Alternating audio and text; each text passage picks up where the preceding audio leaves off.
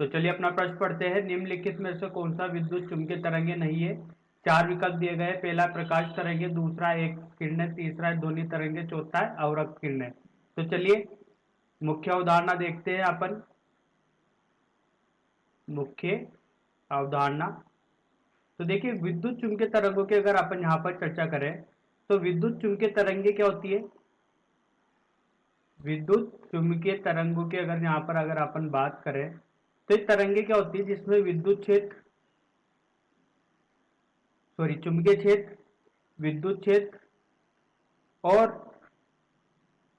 इनकी चाल ये परस्पर आपस में एक दूसरे के लंबवत होती है। यही विद्युत चुंबकीय तरंगे होती है।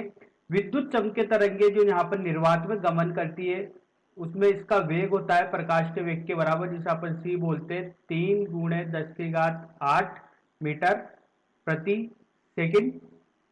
ये निर्वात में इस वेग से गमन करती है।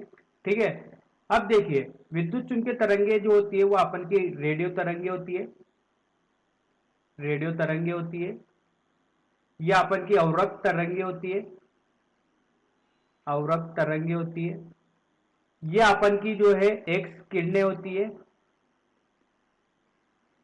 दृश्य क्षेत्र इसी में आता है अपन का, जिससे अपन को दिखाई देता है विबग्योर।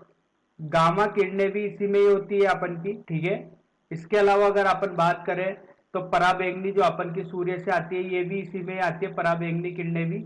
ठीक है, अब देखिए ये जो किरणें होती है इनको अपन किस तरीके से बांट सकते हैं, इनको अगर अपन यहाँ पर पहचान पाए तो अपन इनको पहचान सकते हैं इनकी आवृत्ति और तरंग दैर्ध्य के आधार पर। तो देखिए सभी किरणों की जो आवृत्ति होती है वो अलग अलग होती है और इनकी तरंग दैर्ध्य भी क्या होती है, अलग अलग होती है। ठीक है, तो अगर मान लो यहाँ पर मैं आवृत्ति की बात करूं तो रेडियो किरणों की आवृत्ति सबसे कम होती है और यहाँ पर गामा किरणों की आवृत्ति सबसे अधिक होती है। तो इनके आधार पर अपन क्या करते हैं, इनको विभाजित कर सकते हैं। ठीक है, और इसमें विद्युत क्षेत्र, चुंबकीय क्षेत्र और इनके गमन की दिशा परस्पर एक दूसरे के लंबवत होती है। तो यही विद्युत चुंबकीय तरंगे होती है। ठीक है, इनके लिए माध्यम की कोई आवश्यकता नहीं होती। अब अपने प्रश्न में बोला गया है तो अपने प्रश्न के अनुसार अपन अपना हल करते हैं कि निम्नलिखित में से कौन सी विद्युत चुंबकीय तरंगे नहीं है। प्रकाश तरंगे जो कि अपन का यहाँ पर दृश्य क्षेत्र में आता है, यही अपन की प्रकाश तरंगे कहलाती है। एक्स किरणें अपन का इसमें आता है। ठीक है, ध्वनि किरणें, ध्वनि किरणों के लिए माध्यम की